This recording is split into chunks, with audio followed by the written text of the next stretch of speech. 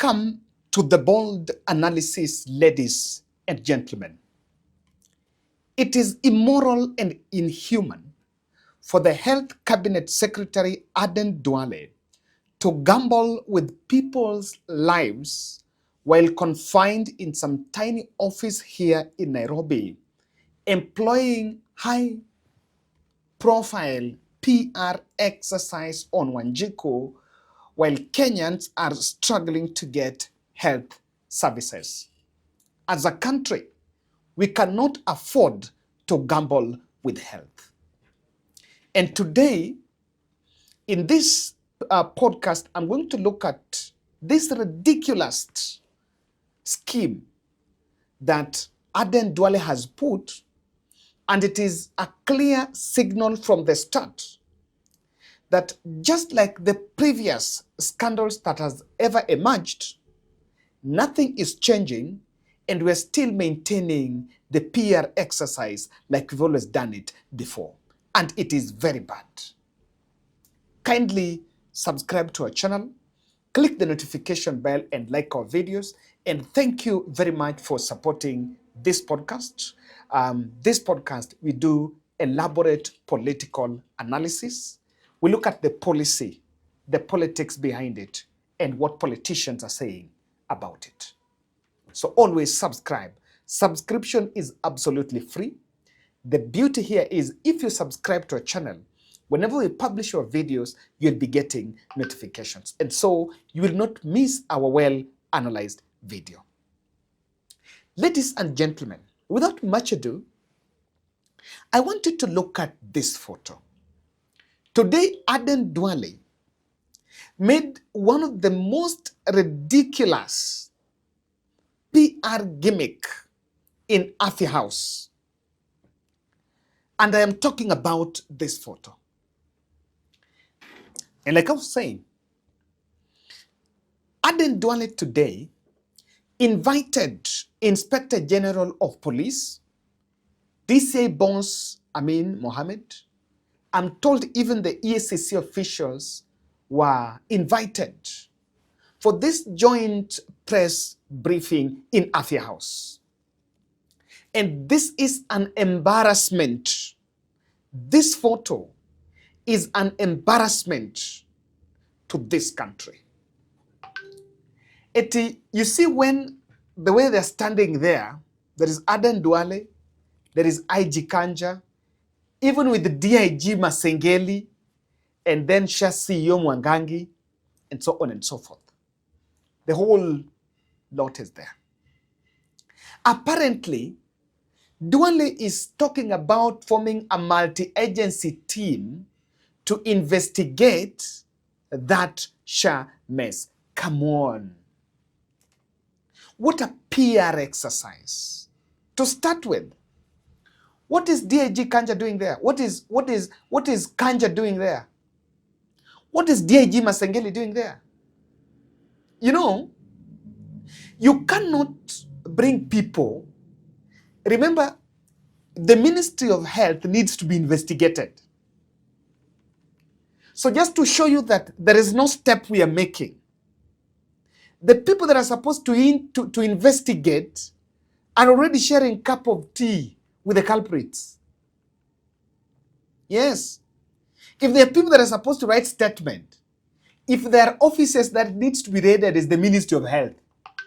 By the way, just to show you that government is never intentional about investigating, do you know that DCI officials, DCI can always raid governor's residence?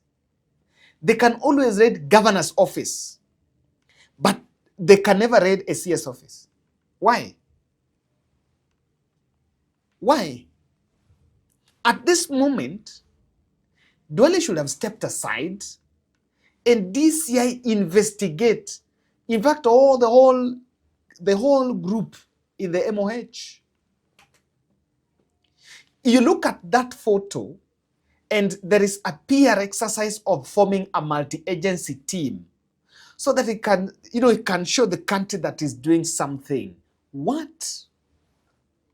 In fact, in my little experience, analyzing the politics of this country, whenever something happens, then you see people talking about a multi-agency team, my friend. That is the vehicle, the grand vehicle for grand cover-up of every scandal. I remember when Alberto Juang died, the whole police team, IPOA, IG, DPP, I don't know who, everyone trooped to Central Police Station, and there was that joint press briefing. So people were supposed to see multi-agency. What did the multi-agency come to? The multi-agency came to a group of cover-up. So, and in fact, what is DG Masengeli doing? Is Masengeli going to investigate? No. Is police even going to arrest? No. And why is ESCC not there? Why is ESCC not there? I'm told they were invited and they didn't.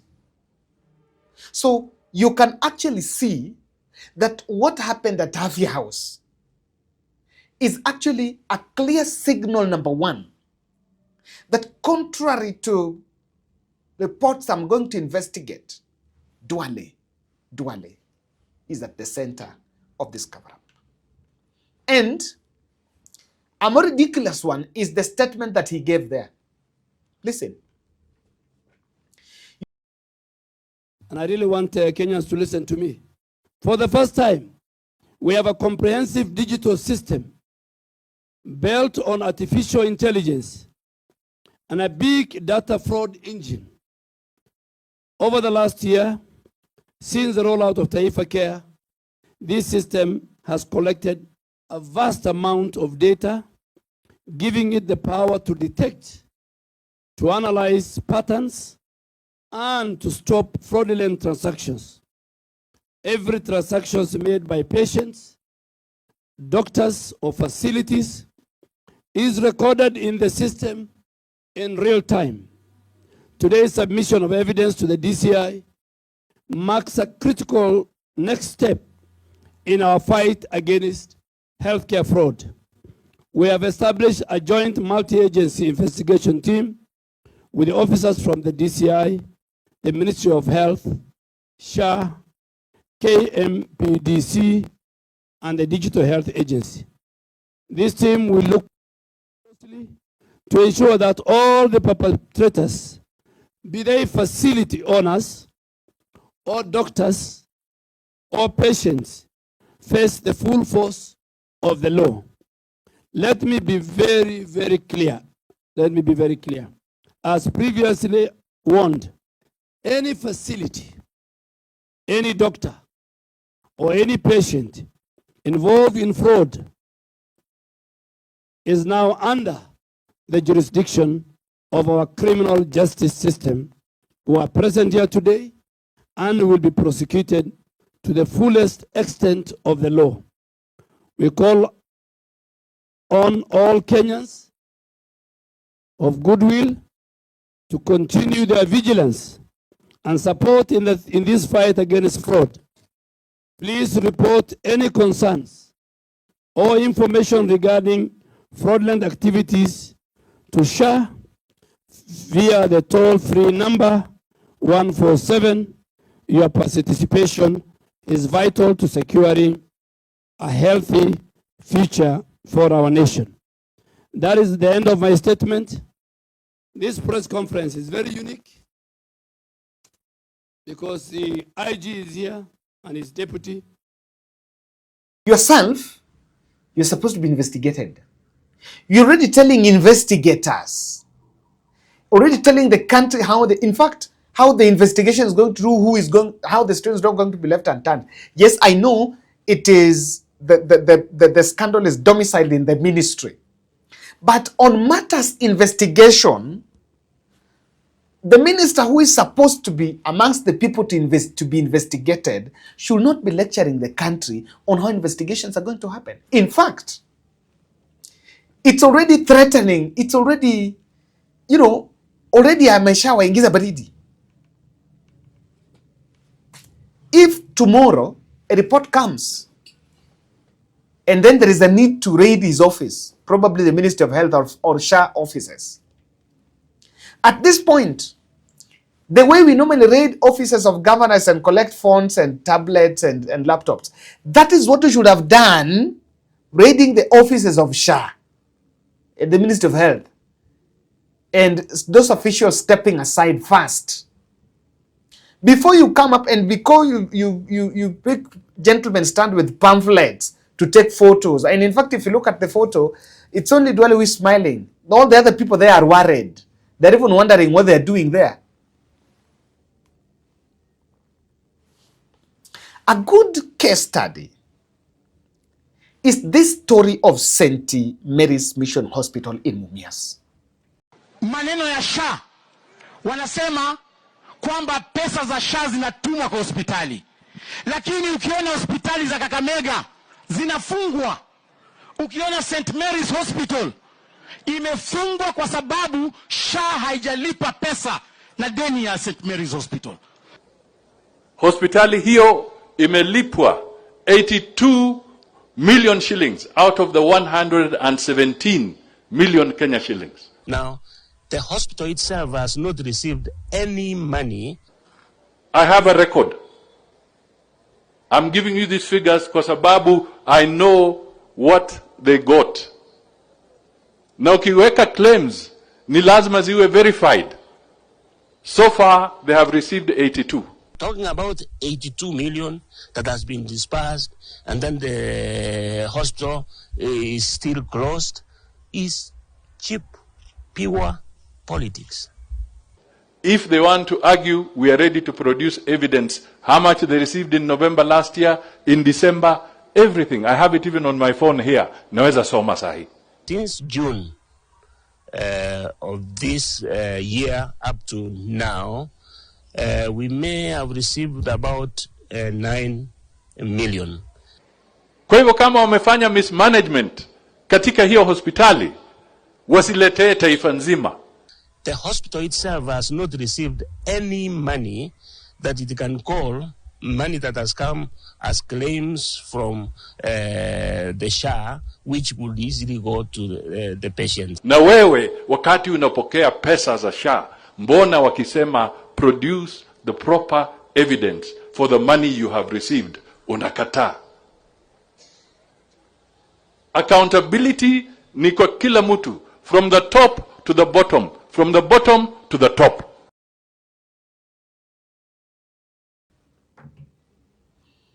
I should make my way there just to go and look at that hospital. It's a good case to look at. St. Mary's Hospital is a hospital that has a history spanning to 88 years ago. It was established in 1932 by the Ursuline Sisters of Bergen, who came to settle in Mumias as missionaries. This hospital is closed. It serves the larger Kakamega and the western region. Remember, there was a time even when I had one of my relatives on a cliff. Is it cliff? And this hospital helped. So, and I wanted to see how Mudavadi is responding to the statement from the Catholic team who are running these hospitals. Who is saying the truth? Who do you think Wananchi will distrust? Do you honestly think that hospital has been in operation for the last 88 years? Can they close if they don't have a genuine concern? Musalia Mudavadi is talking about misappropriation, which is a guesswork. Do you think that hospital can close because according to Musalia, everything is fine, and it's very ironical sometimes when you hear people saying when the two brothers wameshiba, they don't care. It's the true definition. This hospital serves Musalia's constituents. So Musalia will be the last person to throw this hospital under the bus. He should be demanding accountability on why the SHA has not paid that hospital the pending bills. And in fact, kwa zile list zenye Duale amesoma, this hospital is not blacklisted, but it is keen for mwananchi to pay attention and look at it keenly. Do you know, it is in public domain, it is public knowledge that Kenya Kwanza administration does not sit pretty well with the Catholic Church. And at this point, now your memory will serve you how the Conference of Catholic Bishops issued hard press briefings against the Kenya Kwanza regime, and William Ruto and his team were uncomfortable with that. Could this be an incidence of revenge?